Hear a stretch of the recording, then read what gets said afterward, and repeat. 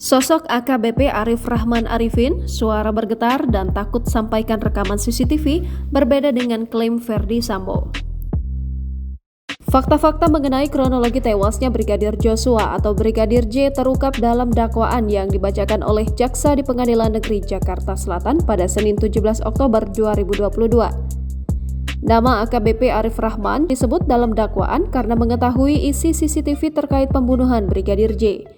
Arif mengaku sangat kaget ketika melihat isi rekaman CCTV di rumah dinas Verdi Sambo di Kompleks Polri Duren 3, Jakarta Selatan.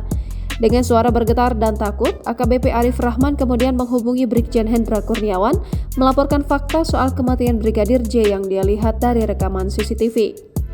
Berangkat dari situ, Hendra mengajak Arif bertemu Sambo yang saat itu masih menjabat sebagai Kepala Divisi Profesi dan Pengamanan Polri. Dengan nada marah, Verdi Sambo justru mempertanyakan mengapa Arif dan Hendra tak percaya pada dirinya. Sambo juga memerintahkan Arif menghapus rekaman CCTV itu dengan kalimat, "Kamu musnahkan dan hapus semuanya."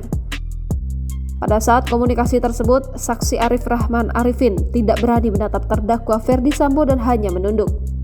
Siapa sosok AKBP Arif Rahman Arifin? Dikutip dari Tribun News pada Kamis 22 September 2022, Arif lahir pada 23 Juni 1980. Dia merupakan lulusan Akademi Kepolisian pada 2001 dan mempunyai pengalaman di bidang reserse.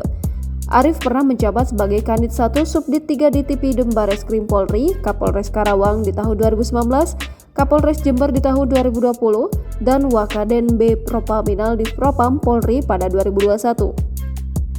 Saat berdinas di Divpropam Polri, Arif otomatis menjadi anak buah Verdi Sambo dan Hendra. Akan tetapi, Arif turut dimutasi menjadi perwira menengah Yanma Polri pada 4 Agustus 2022. Tidak lama kemudian, Arif ditetapkan sebagai salah satu tersangka dalam kasus dugaan obstruction of justice terkait perkara Brigadir J. Terkait jumlah polisi selain Arif, Sambo dan Hendra yang ditetapkan sebagai tersangka obstruction of justice. Mereka adalah Kombes Agus Nurpatria, Kompol Baikuni Wibowo, Kompol Cuk Putranto, dan AKP Irfan Widianto. Para tersangka diduga menghalangi penyidikan terkait perusakan kamera CCTV di sekitar lokasi kematian Brigadir J pada 8 Juli 2022.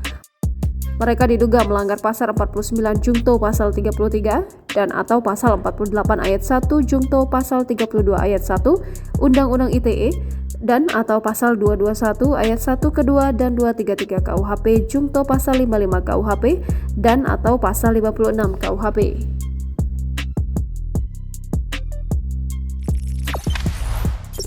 Jangan lupa subscribe, share, komen, dan like ya.